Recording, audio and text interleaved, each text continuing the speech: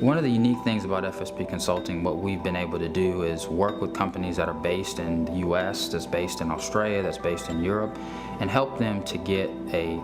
context understanding of how to do business in Latin America, how to do business in emerging economies, emerging countries. And this is something we have a lot of experience doing, and something that we focus on as a part of an overarching approach to the market today. So you have US-based companies that have their operations typically centered in the US, whether it's oil and gas companies, engineering construction companies, other retail-based companies that obviously are looking to expand, to continue to globalize what they're doing. And some of the things that make it challenging them to do that is not understanding how business is done in some of these other regions. And so some of the experience that we bring to the table is not just how do you use the application, how do you use the localizations, but it's understanding what are some of the cultural boundaries, what are some of the barriers to entry into the market, what are some of the stronger considerations. And sometimes it may be that it doesn't make sense to go into some of these regions, whether it be cost effective or whether you just don't have the operational readiness to do it. But we bring all of that to the table as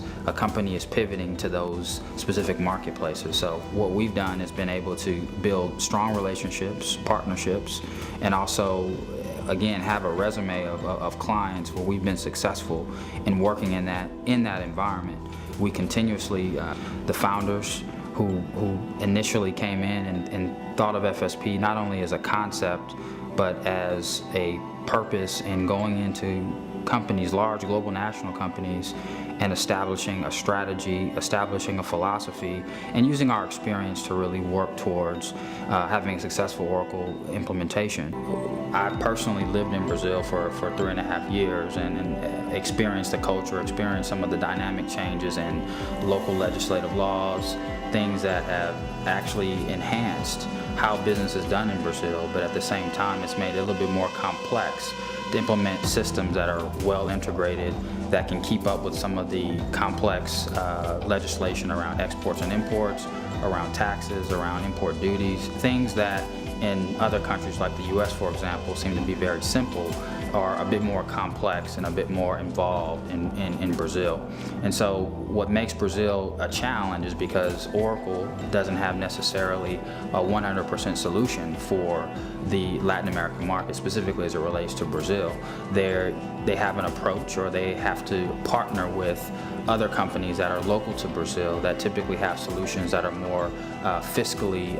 focused, that specifically focus on the things that Oracle doesn't necessarily natively do in the ERP application or do as well as these other fiscal partner systems. And so typically you have to have 2 to 3 ERP systems fused together in a global environment. If you're importing, exporting, obviously you have to have a fiscal sound to do some of the electronic invoicing and do a lot of the reporting required, and obviously the operation, which is on the EBS platform. So anyone going into Brazil, as an example, may not know all of the complexities initially as it relates to what are all the systems in play, what are all the players that need to be involved, what's the lead time, and overall what's the cost. And so in Brazil, although it is the gateway to that South American market, it touches so much. It's a vast land, it's a vast country. If you're in the Mercosur region, where you're basically able to have free trade between other countries in Mercosur, you want to be in Brazil because you have human capital, you have certain resources that you don't have in other countries in Brazil. So Brazil is an important country that needs to be a part of the overall South American market to really